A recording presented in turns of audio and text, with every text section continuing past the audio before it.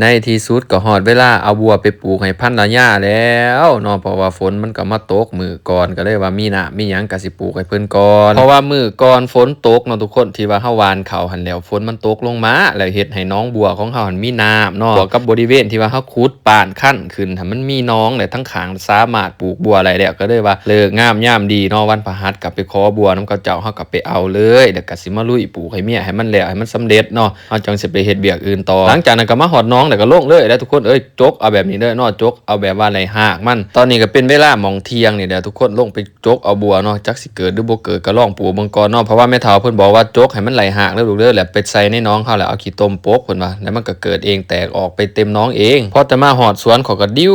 เนาะทุกคนอย่ามันเหี่ยวหั่นเด้สิเอาลงไปแช่น้ำก่อนสิเอาลงไปปลูกเพราะว่าพื้นที่การปลูกเฮาก็บ่ทันได้เตรียมเนาะก็ได้ว่าเอาลงมาแช่อยู่หนองนี่ก่อนมาพักอยู่หนองนี่พอแต่มาฮอดหนองหูว่ามีปลาดุกคอกอยู่นั่นเขาก็ดีใจหุ่มๆเนาะโอ้ยสิได้เลี้ยงปลาคออยู่ได้นี่แล้วหลังจากนั้นก็เคลียร์ผักตบออกก่อนเนาะเพื่อว่าเฮาสิว่างบัวลงอย่ามันเหี่ยวทุกคนเฮาก็บ่ฮู้หรอกว่าเพิ่นปลูกตอนจักโมงเนาะเฮาไปเอามาสวงเที่ยงก็เลยว่าปลูกเลยเนาะแดดอยู่ได้มือปลูกก็ได้เนาะจักสิเหี่ยวจักสิรอดจักสิเกิดหรือบ่ก็ยังบ่ฮู้เนาะเอาแช่ไว้ก่อนเพื่อว่าสิไปเตรียมน้องปลูกเด้ทุกคนเนาะขุดก็ขุดบ่ทันแล้วซ้ำเล็งให้มีเนาะเพราะว่ามันมีน้ำเดี๋ยวถ้าว่าถาไปอีกจักหน่อยฝนบ่ตกนี่บ่มีน้ำคือสิปลูกบ่ได้หลังจากนั้นเฮาก็เอาลงเลยแล้วทุกคนนี่บ่อาศัยตามแคมที่ว่าเฮาขุดป่านขึ้นแล้วมันจะมีโซนแบบว่าสีเดึกๆแหน่จักหน่อยเนาะเฮาก็เอาลงไปแล้วก็ใส่ขี้ต้มปกไว้เนาะตามสูตรหรือว่าตามแม่เฒ่าเพิ่นบอกค่ะแหละเฮาก็เฮ็ดตามเพิ่นเนาะนี่เอาลงแบบนี้เด้อเอาหากมันลงไปแล้วก็เอาขี้ต้มปก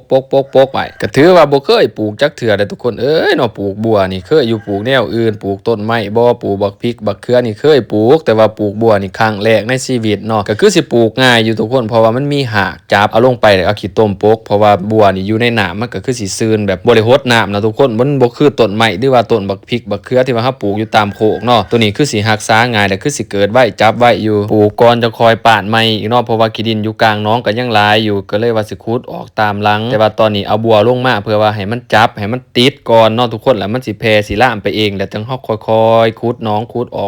กเนาะให้มันเป็นน้องแบบว่าค่อนข้างเลิกประมาณ10เซน20เซนหรือว่า50เซนประมาณนี้เนาะตามแผนแต่ว่าในใจอยากขุดลงจักแมตรนึงแต่ว่าคือสิบ่ทันเนาะทุกคนเพราะว่าฝนตกลงมาเนาะนะมันก็หลายเด้หลังจากนั้นมาก็มาเอาอีกเนาะอยู่น้องดูตัวแม่นเพิ่นบ่อยู่เนาะเฮาก็มาลอยของเพิ่นซะเนาะเพราะว่ามันบ่พอเอามาปลูกสุดก่อนแล้วมันบ่พอก็เลยว่ามาเพิ่มอีกซะเพราะว่าให้มันมีทุกแจทุกมุมแล้วก็สิคอยล่ำๆแผ่ๆเข้าไปหากันอยู่ตรงกลางมันเนาะทุกคนปลูกบัวเนี่ยเพิ่นบอกว่าให้ไปเอาโลดบ่ต้องไปขอเนาะบ่ให้มีคนอยู่หันมีแต่ว่าเฮาไปเอาแล้วก็เอามาโลดมาใส่โลดถ้าว่าไปบอกไปขอบนี่มันสิเป็นหยังเฮาก็บ่ฮู้เนาะแต่ว่าเพิ่นบอกว่าให้ไปเอาโลดเด้อไปลักเอาโลดประมาณนี้เนาะหรือว่ามันเป็นกลอุบายของผู้เฒ่าผู้แก่บ่ในการปลูกบัวของเพิ่นเฮาก็บ่ฮู้ก็เลยว่าเอ้าเฮ็ดตามเพิ่นบอกเนาะไปเอายามเพิ่นบ่อยู่เอามาใส่ในหนองเฮาเลยแล้วก็ปลูกเลยในหนองเฮาเนาะแล้วถ้าว่าไปเคาะไปบอกนี่อาจจะบ่เกิดหรือว่าอาจจะเหี่ยวแห้งไปก็บ่ฮู้เนาะทุกคนเนาะตัวนี้ก็เป็นความเชื่อของผู้เฒ่าผู้แก่ที่ว่าเพิ่นเคยกันมาแต่กี้แต่ก่อนมื้อนี้ก็ถือว่าสำเร็จเสร็จสิ้นการปลูกบัวให้พันธุ์ญาเนาะจังได๋ก็ขอฝากพี่ฝากน้องเป็นกำลังใจให้พวกเฮาใน EP ต่อไปแน่เด้อ